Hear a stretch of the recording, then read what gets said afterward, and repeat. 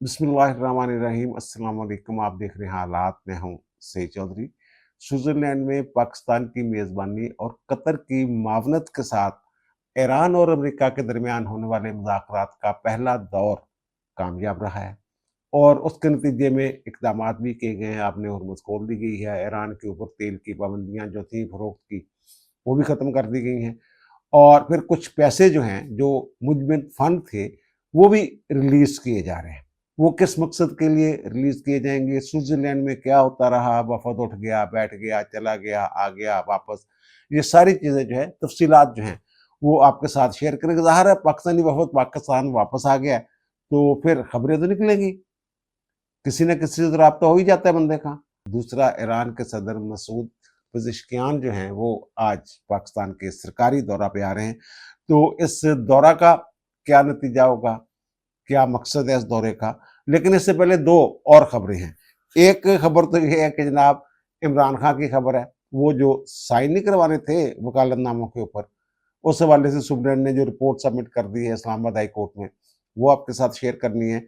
और फिर ये क्या, ये जो पीटीआई वाले हैं, जो मौजूदा बाहर क़यादत फिर रही है और जो उनके वुकला हैं, वो दीदा दानिस्ता ये कोशिश कर रहे हैं कि इमरान खान अंदर ही रहे, बाहर ना निकले और उसके मुकदमात इसी तरह जो है इल्तिवा का शिकार रहे। लेकिन इससे पहले एक और खबर है कि जनाब बलूचिस्तान यकजहती कमेटी की जो चेयरपर्सन है महरंग बलोच, असल में वो बलोच नहीं है, वो लांगू कबीले के साथ उनका ताल्लुक है, लेकिन रहती बलूचिस्तान में है, तो ज़ाहिर है बलूचिस्तान की बात कर रही हैं। और दूसरे जनाब एक और रहनुमा है सिबतुल्ला साहब, दोनों को इंसदाद दहशतगर्दी की अदालत जो कोयटा की है, उसने 2-2 बार उम्र कैद की सज़ा सुना दी है। ये किस जुर्म में उन्हें सज़ा सुनाई गई है और इस्तगासा की कहानी क्या है?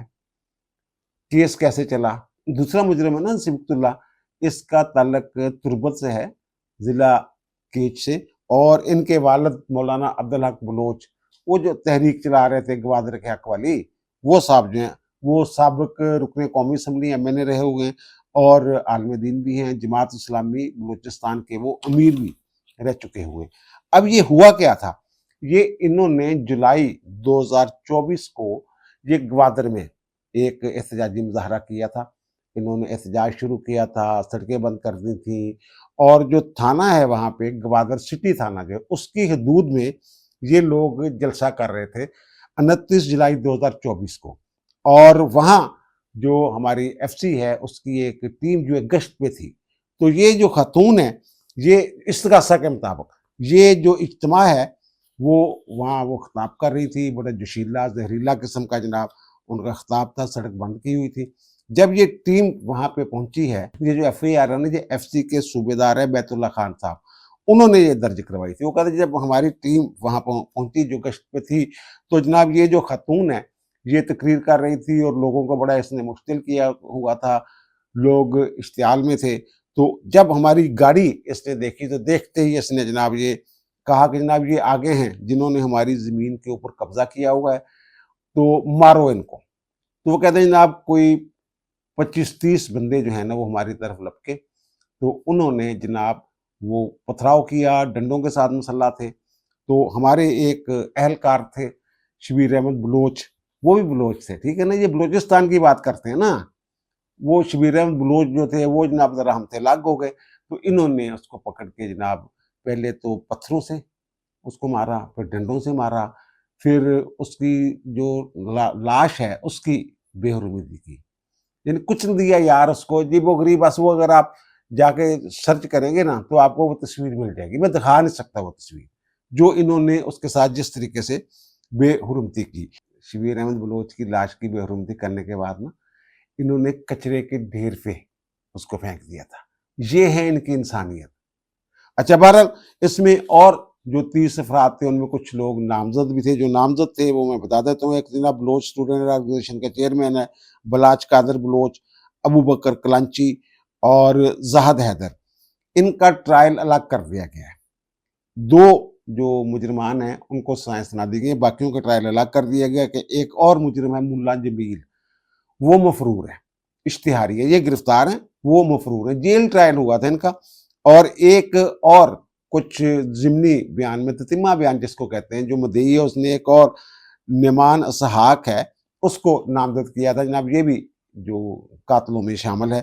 तो बहरहाल वो 25 जनवरी को, ये जुलाई का वाक़या है, तो कई माह बाद 25 जनवरी 2025 को उन्होंने जनाब उसको शामिल कर लिया, जनाब ये भी बीच में शामिल है। तो लेकिन वो अदालत जो है उसने जनाब ये उसको बरी कर दिया कि जनाब इसके खिलाफ शहादतें ठीक नहीं। उसी वक्त यानी इब्तिदा में ही उन्होंने जब उसको नामजद किया गया ज़िमनी में, तो वो ज़ाहिर उसको चैलेंज किया गया, तो अदालत ने कहा नहीं नहीं ये नहीं बनता यार, इतनी देर बाद आपको याद आया कि जनाब ये बंदा भी था। तो बहरहाल ये जो बलूचिस्तान हाई कोर्ट है, पहले ये ग्वादर में केस जो है ज़ाहिर उसकी समाअत होनी थी, ग्वादर का वो हुआ, तो फिर बलूचिस्तान हाई कोर्ट में दरख्वास्त दी गई इस्तिगासा की तरफ से, सरकार की तरफ से, जनाब वहाँ जो है वो कुछ सिक्योरिटी के मसाइल हैं, तो इसका ट्रायल जो है ये मुंतकिल कर दिया कोयटा में। तो कोयटा की जेल में इसका फिर ट्रायल हुआ था। तो ये जो महरंग बलोच और जो उसके शरीक मुजरम हैं सबकतुल्ला, इनको एक तो 302 में उम्र कैद की सजा हुई है कत्ल के इल्ज़ाम में, और दूसरा 780 के तहत दहशतगर्दी के इल्ज़ाम में, और साथ ही दहशतगर्दी की अदालत ने सजा दी है। दोनों में इनको 2-2 बार सजाए मौत का जो वो उम्र कैद का हुक्म दिया गया, और ये दोनों सजाएं जो इकट्ठी चलेंगी, ये भी है, यानी एक ही कह लें उम्र कैद की सजा इनको होगी है। तो इन दोनों ने जनाब अदालत ने जो अब जजमेंट सामने आई है उससे पता चलता है कि दोनों ने ट्रायल का बाइकाट कर दिया था। ये वीडियो लिंक के जरिए इनको लेते थे, तो लेकिन ये जो है जनाब ये इन्होंने बाइकाट कर दिया था। फिर इनको सरकारी वकील दिया गया। सरकारी वकील जो है इनकी ज़ाहिर है वकालत के लिए कोई ना कोई जो कानूनी तकाज़े वो तो पूरे करने थे ना, वो जनाब इन्होंने उस वकील के साथ भी तावन करने से इनकार कर दिया। तो फिर जनाब अदालत जो है वो कहती है कि जनाब एनी शाहदीन मेडिकल रिपोर्ट और मुद्दई मुकदमा और तफ्तीशी अफसर के जो बयानात हैं उससे उनमें कोई तजाद नहीं है, और ये उनसे साबित होता है कि ये लोग जो हैं ये जो सिबतुल्लाह शाहजी के नाम से मशहूर हैं बलोच, लेकिन शाहजी के नाम से ये मशहूर हैं। तो वो कहते हैं कि जनाब ये जो है इस्तिगासा अपना केस जो है साबित करने में कामयाब रहा है, तो इसलिए इनको जो है उम्र कैद की सजा जो है वो सुनाई जा रही है। तो ये था केस। और वो एक साहब जो है मेरे साथ इस हवाले से बात कर रहे थे, उन्होंने जनाब ये महरंग बलोच तो देखें, हकूक इंसानी की जनाब देखें, इन्होंने लापता अफराद के लिए बड़ा काम किया है। मैंने कहा यार लापता अफराद के लिए ये इंसानी हकूक की जो बनती हैं अलमबरदार, तो जब ये इस्लामाबाद में धरना दे के बैठी हुई थी, तो एक खातून एंकर जो गई थी माइक लेके इनके पास, उन्होंने कहा था कि जनाब ये जो पंजाबी शनाख्ती कार्ड देख के कत्ल किए जा रहे बलूचिस्तान के, तो आप उनकी मजम्मत करती हैं? तो उन्होंने कहा नहीं, जब रियासत थी दहशतगर्दी वो उतर जाए, उस वक्त भी इसने ये बयान दिया था। और ये जो ISPR है, जो हमारे DG ISPR है, उन्होंने एक से ज्यादा मरतबा कहा है कि जनाब ये तो BLA वगैरह की प्रॉक्सी के तौर पे काम करती है खातून जो है। आपको याद होगा इन्होंने वो हॉस्पिटल पे हमला कर दिया था, लाशें उठा के ले गए थे सब, जिसके बाद ये गिरफ्तार हुई हैं, वो भी मुकदमा भी पड़ा हुआ है इनके खिलाफ। तो वो साहब कह रहे थे जनाब इस तरह की गुफ्तगू कर रहे थे। फिर एक और साहब थे, काफी बाखबर आदमी थे, तो वो ये कह रहे थे जनाब ये आप ये बताएं मुझे, वो पूछ रहे थे कि ये ठीक हुआ है, इतनी सख्ती ठीक है? तो मैंने ये कहा कि नरमी करके देख नहीं लिया आपने? जो मेरा ख्याल है और जो मैंने मुख्तलिफ किताबों में पढ़ा है, उससे तो यही है कि जनाब रियासत को अपनी रेट कायम करनी चाहिए, और उसके लिए रियासत जो है ना, रियासत होगी माँ के जैसी, वो पहले वो सख्ती करे। ये नहीं कि पहले आप ढील देते जाए ढील देते जाए। ढील का नतीजा देख लिया ना कि एक शबीर अहमद बलोच जो एहलकार थे, उनको किस बेदर्दी के साथ यार, वो जैसे किसी को अल्लाह माफ करे संसार नहीं कर दिया जाता, उस तरह उसकी मौत हुई है शरीफ आदमी की, उस बेचारे की, इस अंदाज में उसकी शहादत हुई है। तो बहरहाल ये मैंने कहा नतीजा देख नहीं लिया आपने। तो हाँ, ये हो सकता है कि अदालत जो है पूरी ताकत के साथ जो है अपना इकदाम करे, कानून अपना रास्ता ले। बाद में अगर नरमी करनी है तो वो एक अलग बात है, लेकिन इब्तिदा में नरमी की बजाय सख्ती होनी चाहिए। ये कश्मीर में, आजाद कश्मीर में जो हुआ है, नरमी का नतीजा देख लिया ना। अब कितने दिनों से वहां सड़कें बंद करके बैठे हुए हैं। अब रोना पिटना पाया कि जनाब देखो सड़कें बंद कितनी हैं, हुकूमत ने, पंजाब हुकूमत ने और वफाकी हुकूमत ने, जनाब लोग भूखे मर गए, जनाब सब्जी नहीं आ रही, रोटी नहीं आ रही, फलां चीज़ नहीं आ रही, पेट्रोल नहीं आ रहा, खुराक दी ਜਿਹੜੀਆਂ चीज़ां ਹੈਗੀਆਂ दुकानां ते ਉਹ कमी हो गई है जनाब, ये वो ਤੇ ਨਾ ਪੰਗਾ ਲੈਂਦੇ ਤੁਸੀਂ। वो भी मैं कई मरतबा एक मरतबा फिर मैं ये याद दहानी के तौर पे आपको बता दूं कि ना वहाँ जो आज़ाद कश्मीर में है ना, ये नरमी शर्मी को भूल जाए। ये जो रियासत ने वहाँ यार जो लोग गए हुए ना बैठे हुए, ये जो जिन्होंने 9 मई वालों को नथ डाली थी ना, वही लोग बैठे हुए वहाँ पे आज़ाद कश्मीर में भी। आईजी भी वही है वहाँ पे, ये लियाकत मलिक साहब, जिन्होंने गिरफ्तार किया था इमरान खान को यहाँ ज़मान पार्क से, वीडियो भी बना के जारी की थी, गाड़ी में बैठे हुए हैं। तो बहरहाल वो भी एक अजीब, वो एक भट्ट साहब थे जो गिरफ्तार किया था, इंस्पेक्टर थे मेरे ख्याल शायद, उनके साथ गाड़ी में। तो उनका जनाब खान साहब आपकी सेल्फी ना बनाए। खान साहब ने कहा बना लो। उसने सेल्फी बनाई तो सेल्फी बनाने के नहीं खान साहब ये तो अपलोड करने वाली नहीं है, थोड़ा मुंह बड़ा लंबा आ रहा, दोबारा बढ़ाओ, मुंह जरा ऊपर करके बनाओ। यानी इस तरीके से खान साहब के साथ वो शुक्ल मेला लगा के इनको वो गिरफ्तार करके ले गए थे।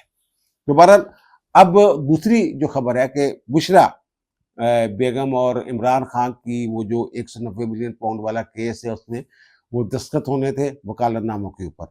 तो अदालत ने जनाब वो हुक्म दिया था कि इनके ऊपर दस्तखत करवाएं सुप्रीम जेल को। तो ये जनाब इन्होंने सलमान सफदर साहब इनके वकील हैं, तो वो कहते हैं मैं गया हूँ, तो मैंने जनाब यानी दरख्वास्त दे दी इसमें। अच्छा, अब मैं थोड़ा सा एक और भी इसमें बता दूं कि जनाब ये शायद चाहते ही नहीं है कि इमरान खान अलीमा खान में सही पिट दी है। वैसे उन्होंने कल दसा खबर है कि इमरान खान की मुलाकात हो जानी है, अलीमा खान की शायद होवे ना होवे, लेकिन उसकी मुलाकात हो जानी है। ये कितने सोचा जा रहा है कि यार करवा दे मुलाकात, कोई गल नहीं। खैर है, वो जब हमारे वज़ीर आज़म गए हैं कौमी असम्बली के अंदर, तो वो महमूद तज़किज़ई जो अपोजिशन लीडर हैं उनके साथ जाके हाथ मिलाया था, बैरिस्टर गौहर के साथ हाथ मिलाया था। तो बीच में वो सीरी निकाली थी असद कैसर ने। असद कैसर में तो अपना सिक्टियां वाला काम होता ना कि सिक्टियां के टेस्ट तबाकू मर गए लोग, जनाब ये हो गया वो हो गया, उसने तो अपना रोना पिटना डालना होता है। वहाँ बैरिस्टर गौहर जो है उन्होंने ये कहा वज़ीर आज़म से कि जनाब चलो और नहीं तो हमारी मुलाकात ही करवा दें इमरान खान से। तो जो मेरी इतला है कि वज़ीर आज़म ने उनसे कहा कि जनाब ये आप तो हमारे पास आए नहीं मुलाकात के लिए, आप तो गए अदालतों में। 8 के करीब आपकी दरखास्तें हैं मुलाकात के लिए, इमरान खान से मुलाकात के लिए, और एक आपने तौहीन अदालत की दरखास्त भी वहाँ फाइल की हुई है। जब मामला अदालतों में है तो मैं क्या करूँ? अच्छा, इस मौके पे अगर ये इनको इमरान खान से हमदर्दी होती तो इनको कहना चाहिए था जनाब आप मुलाकात का बंदोबस्त कर दें, तो हम जो है वो दरखास्तें वापस ले लेते हैं मुलाकात वाली। लेकिन किसी को तौफीक नहीं हुई, क्योंकि किसी के मेरे ख्याल दिमाग में ये बात ही नहीं थी, ये क्या था, वो चाहते क्या हैं ये पता ही नहीं चल रहा किसी को। अच्छा, बहरहाल, और दूसरा वो फिर जनाब सुप्रीम से रिपोर्ट मांगी गई कि जनाब आपने वो दस्तखत क्यों नहीं करवा के दिए। तो उन्होंने कहा कि जनाब ये 16 तारीख को जो वकालतनामे पे जो दस्तखत हैं वो हो गए हुए थे, और 18 जून को इस केस की समाअत थी। तो 16 को मैंने साइन करवा के जो इससे सलमान सफदर के साथ जो है वकील जो है उनके साथ रब्ता किया, उनको टेक्स्ट मैसेजेस भी किए मैंने कि जनाब आपके वकालतनामे तैयार हैं तो आके ले जाएं। अब अडयाला जेल के जो सुप्रीडेंट हैं उन्होंने जो जवाब दाखिल किया उसके साथ वो जो टेक्स्ट मैसेजेस हैं जो इनको किए हैं कि जनाब थोड़े वकालतनामे तैयार पे नहीं आके ले जाओ, तो वो उनके स्क्रीन शॉट भी लगाए हैं साथ। तो इससे अंदाजा लगा लें कि जनाब मैं कई मरतबा ये बात अर्ज कर चुका हूँ कि जनाब ये जो जिस अंदाज में ये मुकदमा लड़ रहे हैं ना इनके वकला, वो प्रोफेशनली जो है वो दुरुस्त तरीक़ाकार नहीं है।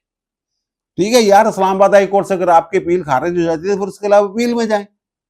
कब तक ऐसे मामला, तो यानी ये झूठ बोल के उस वो सुप्रीम ने तो सीधा सीधा इल्जाम लगा दिया ना कि अदालत के सामने झूठ बोल रहे हैं, गुमराह कर रहे हैं। गुमराह करने वाली यही बात है ना, झूठ बोल रहे हैं। 18 तारीख को आके छोर गल कर रहे, 16 तारीख को वकालतनामा तैयार पे तुम वकालतनामे पढ़ो तो करो, अपील जो भी करना करो। बहरहाल, अच्छा, अब इनका मसला पता क्या है, वो जो वकालतनामे हैं वो अदालत ने हुक्म दिया हुआ है कि अपीलों के लिए सिर्फ वकालतनामे, ये जनरल वकालतनामे लेना चाह रहे हैं कि जनाब हम इमरान खान और बुशरा बेगम के नाम पे सुप्रीम कोर्ट में कोई दरखास्त डाल दें, कोई आईनी अदालत जो है वहाँ हम चले जाएं। लेकिन वो अदालत का हुक्म जो था सिर्फ इन अपीलों की 190 मिलियन अल कादर ट्रस्ट वाले केस वाला उस हद तक था। तो ये इनका हाल है। आखिर में मैं जिक्र करूंगा कि ईरान के सदर मसूद पज़ेश्कियान जो हैं वो आज पाकिस्तान के दौरे पे आ रहे हैं, और जो हमारी सरकार है वो जो कहती है कि वज़ीर आज़म मियाँ शहबाज शरीफ की दावत पे ईरानी सदर पाकिस्तान आ रहे हैं, उनके साथ एक आला सतह का वफद भी होगा। और आला सतह का जो वफद आता है तो इसका मतलब मुख्तलिफ मामलात जो हैं वो डिस्कस होने होते हैं। एक दिन का ये बहरहाल दौरा है, और ऐसे जो दौरे होते हैं उससे पहले बहुत सारे मामलात पहले से तयशुदा होते हैं। इस दौरे की अहमियत का अंदाज़ा आप इस बात से लगा लें कि जनाब ये जंगबंदी के बाद उनका जो किसी गैर मुल्की पहला गैर मुल्की जो दौरा है वो पाकिस्तान का है। पहले भी इन्होंने पाकिस्तान का शुक्रिया अदा किया था, वहाँ की पार्लियामेंट ने शुक्रिया अदा किया था, वहाँ के अवाम ने सड़कों पे पाकिस्तान के हक में नारे लगाए थे, और ये और इनका वफद जो है वो पाकिस्तान का जो शुक्रगुजार है, जो मुज़ाकराती वफद है वो भी पाकिस्तान का शुक्रगुजार है। और ये जनाब ये इनके जो सुनने में ये आ रहा है कि जनाब ये तवानाई, एक तो जो तवानाई तो उसमें जो पेट्रोल शट्रोल बिजली बुजली ये सारी चीज़ें, तजारत, सरहदी सलामती, और फिर जो अवाम जो हैं वो अफरादी कुव्वत इधर से उधर उधर इधर, ठीक है ना, और इलाक़ाई रवाबत और मुख्तलिफ शोबाजात में तावन के हवाले से ये उसके के रास्ते जो हैं ये तलाश करेंगे। अब खबर ये है कि जनाब जो जेडी वैंस थे अमेरिकी नायब सदर, तो स्विट्ज़रलैंड में हमारे जो फील्ड मार्शल हैं उनकी भी इनके साथ बात हुई और प्राइम मिनिस्टर की बात हुई, और इनका इस बात पे इत्फाक हुआ कि हमारा जो माहदा हुआ था जरदारी साहब के दौर में गैस पाइपलाइन का ईरान के साथ, तो उन्होंने ये कह दिया है कि जनाब ओके, पाबंदियाँ उठाई जा रही हैं, तो आप भी अपनी जो पाइपलाइन है, जो पुराना माहदा है उसको बहाल करें, या उसमें अगर नए सिरे से, ये तो मैं अपनी तरफ से बात कर रहा हूँ कि हो सकता है कि जो पहले हमने थोड़ा-सा जो महँगा ये सौदा किया हो, अब उसमें कोई आलमी मंडी के मुताबिक हो जाए, क्योंकि आलमी मंडी और जो ईरान के साथ उस वक़्त हमने माहदा किया था उनमें कोई $2-3 का ना वो फ़र्क है। तो बहरहाल ये हो सकता है, और उस पे वो कह रहे हैं कि जनाब 1.2 अरब डॉलर जो हैं वो 1 अरब 20 करोड़ डॉलर जो है अगर हम लाइन बिछाते हैं। उन्होंने तो बिछा दी हुई है ना, बाकी काम तो हमारा रहता है। अगर ये हालात ठीक हो जाते हैं, वो गैस वाला मामला जो है ये तो हल हो जाएगा। वैसे भी जो हमारे अल्लाह का यार शुक्र है कि हमारी जो कुदरती गैस है उसकी पैदावार में इजाफा हो रहा है। बहरहाल, और दूसरा वो तेल वाली बात, है कि जनाब वो उनके ईरान से अगर हम तेल खरीदते हैं तो सस्ता तेल होगा, ये बात बिल्कुल ठीक है। और वैसे तो हम जो हैं ये मुस्तकिल गाहक जो हैं और चहेते गाहक सऊदी अरब के हैं, वो हमें आधार भी दे देता है। ये क्या करेंगे हमारे साथ, ये भी देखने वाली बात है। और देखने वाली बात यह है कि हमारी जो रिफाइनरीज हैं, क्या जो ईरानी तेल है, जैसे हमने रूस से मंगवाया था, अवामी प्रेशर के ऊपर हमने रूस से तेल मंगवा लिया था जनाब, सस्ता मिलेगा, लेकिन उसका ये हुआ कि हमारी रिफाइनरीज जो हैं उसको साफ करने की पोजीशन में नहीं रही। फिर उसमें जनाब जो सऊदी अरब और दीगर ममालिक से जो तेल आता है ज़रा अच्छी किस्म का, ये बड़ा थिक, बड़ा ना घना, इसमें वो जो कोल तार लुक करने से पंजाबी ओहदी मकदार बहुत ज़्यादा होती है। ये सारियां ਜਿਹੜੀ ਰਿਫਾਈਨਰੀਆਂ ਵੀ ਜ਼ਰਾ ਵੀ ਨਾਜ਼ੁਕ ਨਹੀਂ ਹੈਗੀਆਂ। ਵੈਸੇ ਤੇ ਰਿਫਾਈਨਰੀ ਲਾਣੇ ਵਾਲੇ ਜਿਨ੍ਹਾਂ ਨੂੰ ਸੌਦੇ ਅਸੀਂ ਕਰਦੇ ਹਾਂ, ਰਿਫਾਈਨਰੀ ਲਾਣੇ ਦੀ ਇਜਾਜ਼ਤ ਦੇਣ, ਉਹਨੂੰ ਕਹਿ ਕਿਉਂ ਨਾ ਜਨਾਬ ਇਹ ਸਸਤਾ ਤੇਲ ਦਾ ਵੀ ਕਰੋ। ਤੁਸੀਂ ਜਨਾਬ ਆਰਜ਼ੀ ਬੰਦੋਬਸਤ ਕਰਕੇ ਬੈਠੇ, ਜਨਾਬ ਸऊदी अरब ਤੋਂ ਆਏਗਾ, ਇੱਧਰੋਂ ਆਏਗਾ ਜਨਾਬ, ਉਹ तेल ਜਿਹੜਾ ਉਹਦੇ ਵਾਸਤੇ ਜਿਹੜੀ सलाहियत रखती है वो बना लेंगे, वो करते हैं। तो बहरहाल ये, और दूसरी बात ये कि इस वक्त जो ईरान की पैदावार, अच्छा पहले तो ये देखें ना, सॉरी, ये देखें कि जो अमेरिका है उसने जो जनरल लाइसेंस जारी कर दिया है ईरान के लिए पेट्रोल और पेट्रोलियम मसनूआत, वो कहते हैं ना 2 माह के लिए 21 अगस्त 2026 तक आप करें फरोख्त, क्योंकि 2 माह के अंदर माहदा फाइनल होना है ना। अगर माहदा फाइनल ना हुआ पाबंदियाँ दोबारा लग जाएंगी। लेकिन मुझे, मैं एक मुर्तफिर ये पूरी उम्मीद है जो मेरी बात हुई है कुछ लोगों के साथ, तो जनाब ये माहदे जो है ये फाइनल होंगे। MOU जो है ना वो आप उसको माहदा ही समझें, अब उसकी जुजियात हैं, उसमें कुछ फड्डा पड़ेगा, कभी नहीं पड़ेगा। और अपने पिछले व्लॉग में मैंने ये कहा था कि जनाब वज़ीर आज़म और जो हमारे फील्ड मार्शल वो इसलिए जा रहे हैं कि जनाब कोई पार्टी नाराज हो कि नस नुस जावे तो उन्होंने फाड़ लैन, यही क्या ना थोनू, और मैं भी क्या ईरानी जल्दी नाराज होंगे ने। अच्छा बहरहाल वो उसमें जनाब उन्होंने कहा जनाब तुम बेचो जिन्ना मर्जी बेचो, तो लेकिन 3 ममालिक हैं जिसको वो कहते हैं आप नहीं बेच सकते। एक तो जनाब शुमाली कोरिया को नहीं आप बेच सकते, एक वो कहते हैं जनाब क्रीमिया, और एक वो क्यूबा को। अब क्रीमिया जो है ये असल में ये रेफरेंडम के ज़रिए ये 2014 में ये शामिल हो गया था रूस में। लेकिन अक़वाम मुत्तहिदा के बहुत सारे ममालिक कहते हैं जिन्होंने, और यूरोपीय ममालिक ख़ास तौर पे, उन्होंने इसको, अमेरिका ने भी वो तस्लीम नहीं किया हुआ। वो कहते हैं इन 3 मुल्कों को आपने नहीं बेचना, ठीक है, बाकी और बड़े ने। पहले तो चीन ही उन्हों दा सब तो बड़ा गाहक सी ना, जा इंडिया सी, इंडिया ते पाबंदी लगी हुई सी, अमेरिका ने लाती सी, चीन रह गया सी। अब ये भी देखना है कि पाबंदियों के दौरान ईरान की तेल की पैदावार कितनी थी और पैदावारी सलाहियत कितनी है। अब जो वो कह रहे 2 से 3 मिलियन बैरल जो है वो योमिया, वो पैदावार जो है उसकी निकाल रहा है वो तेल जो है, और लेकिन सलाहियत जो है वो 5 million dollar, sorry 5 million barrel योमिया हो सकती है, वहां तक जा सकते हैं। और इस खित्ते में तो सऊदी अरब 7 मिलियन बैरल रोजाना जो है वो, और जो आपका यूएई है ये तो बेचारा 2 समथिंग 2.1 ये इतना, इसका यूएई का जो है पैदावार तेल की वो इतनी है, उसकी सलाहियत ही इतनी है। लेकिन ईरान तो 2 से 3 मिलियन बैरल रोजाना कर रहा है ना पैदा, और वो जो नहीं वो अदाद शुमार अगर देखें तो 2.3 से 2.85 मिलियन बैरल जो है वो रोजाना इस वक्त जो पैदा कर रहा है। तो अब पाकिस्तान फिर कैसे फायदा उठाएगा इससे? तो इस हवाले से मुख्तलिफ तजावीज़ जो हैं वो ज़ेर गौर हैं। एक तो ये भी हो सकता है कि जनाब जो इसमें एक तेल है रिफाइंड शक्ल में, जैसे जैसे स्मगलों को नहीं बलोचिस्तान आता, वो भी मिलियन बैरल्स जो है वो आते हैं वहां पे स्मगल होके। बल्कि अदालत में इनकी जो ओगरा की एक खातून होती थी, उसमें मेरे ख्याल नाम था क्या था, उसने अदालत में कहा था जनाब जब जो शार्ट पार नहीं हो गया था तेल का जनाब, कि वहां स्मगलिंग बंद हो गई है, वहां से ईरान से तेल की। अदालत में कहा हुआ, हाई कोर्ट में बयान दिया हुआ उस खातून ने। चंद दिनों बाद वो उसका थोड़ा दिन रहते थे तो उन्होंने रिटायर हो जाना था। तो बहरहाल वो ये बयान मौजूद है रिकॉर्ड के ऊपर कि वहां से स्मगल होके आता है।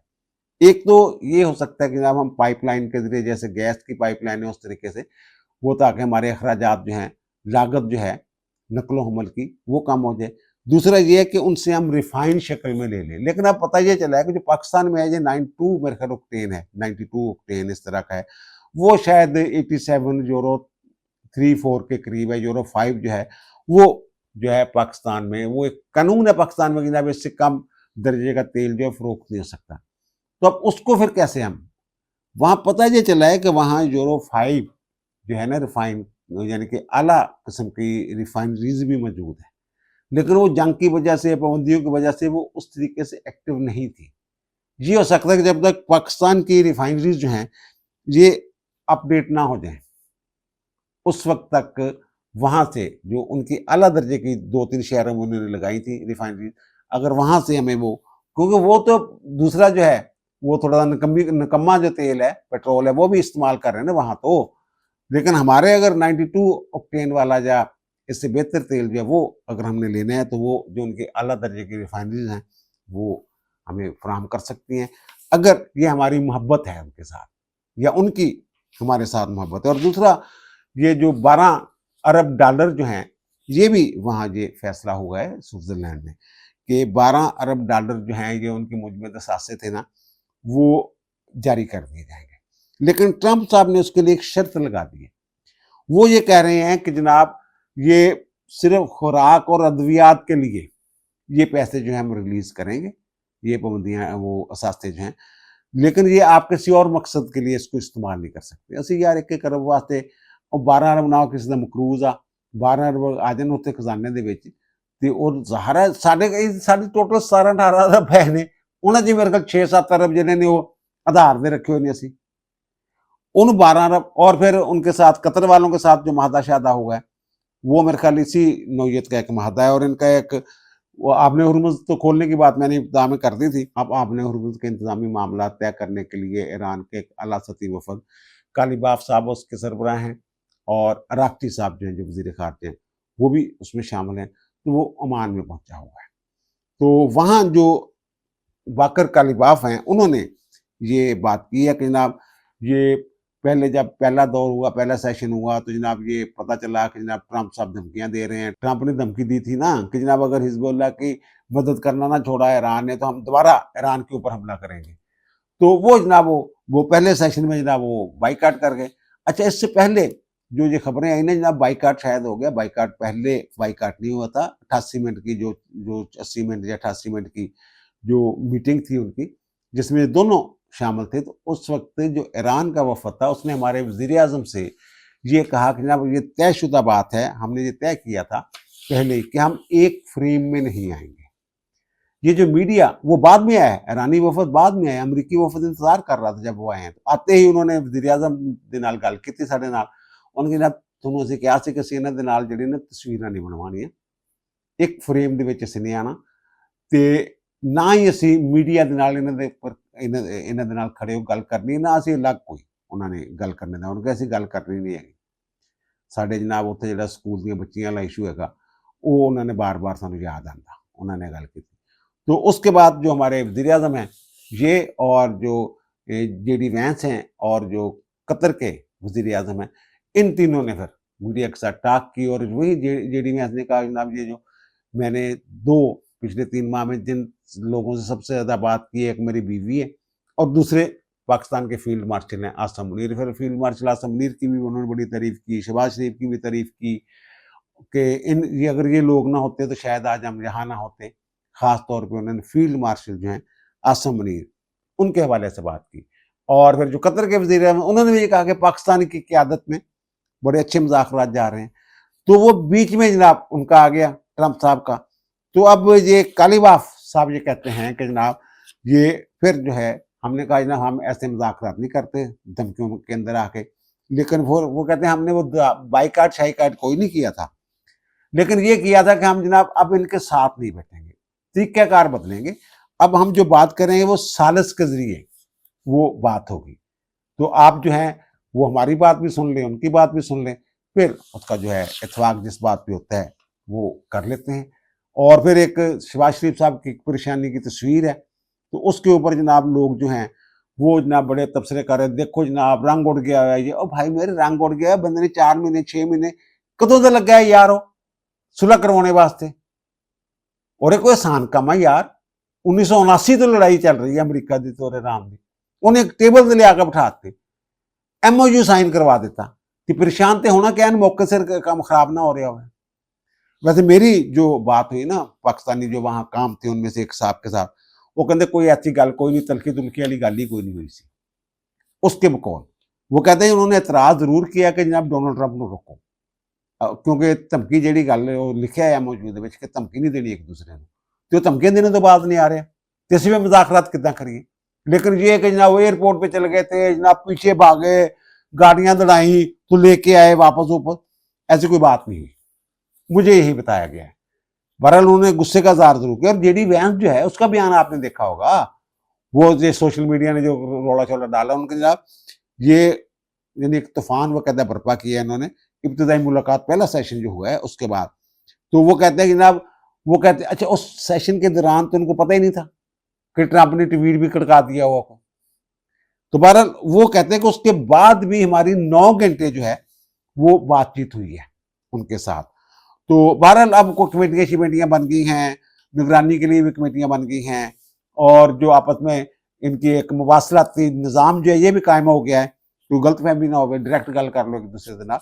ये सारी चीज़ें जो हैं ये हैं। और अब तकनीकी जो डायलॉग्स हैं उस पर जो है ज़ाहिर टीमें शीमें जो हैं वो एक दूसरे के साथ, अब जो मसूद पज़कियान आ रहे हैं तो वो अगले मराहल जो हैं उनके हवाले से भी बात होनी है कि जनाब कितने मुलाकात होगी, कितने मुज़ाकरात होंगे, केड़ी टीम कितना, एक जगह तो सारी टीमों ने बिठा देना चाहे अलग अलग बिठाना हर एक मौजू थे, ये सारी चीज़ें जो अब तय होना है।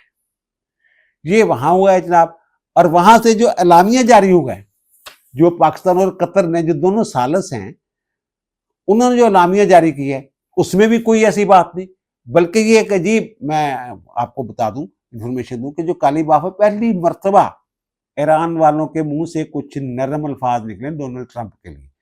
कालीबाफ ने जो गुफ्तगू की है उन्होंने ये कहा है कि ट्रंप ने, अमेरिकी सदर डोनाल्ड ट्रंप ने इसराइल को बड़ी सख्ती के साथ कहा है लबनान में जंगबंदी के लिए। यानी एक तरह से आप कह सकते हैं हल्का सा इजहार इत्मीनान ईरान का नजर आया। और बाकी जो मसूद पज़कियान की बात है और ये जो वफद वहाँ गया है, तो आप इस मामले की संगीनी का जो हसासियत का अंदाज़ा इससे लगा लें कि अशूरा के दौरान यानी यकम मुहर्रम से 10 मुहर्रम तक जो इनकी सरगर्मियाँ होती हैं इस तरह के ईरान वालों की, वो तातल का मुअत्तल होती है, लेकिन वो पज़ेश्कियान साहब जो हैं, वो पाकिस्तान आ रहे हैं और ये जो वफ़द है, वहाँ गया है और अशूरा के दौरान ही ये स्विट्ज़रलैंड गए हैं। इससे आप अंदाज़ा लगा लें। अब दीजिए मुझे इजाज़त, इंशाअल्लाह मुलाकात होगी नए व्लॉग के साथ। अल्लाह ताला आप पर, मुझ पर, हम सब पर मेहरबान रहे। अल्लाह हाफ़िज़।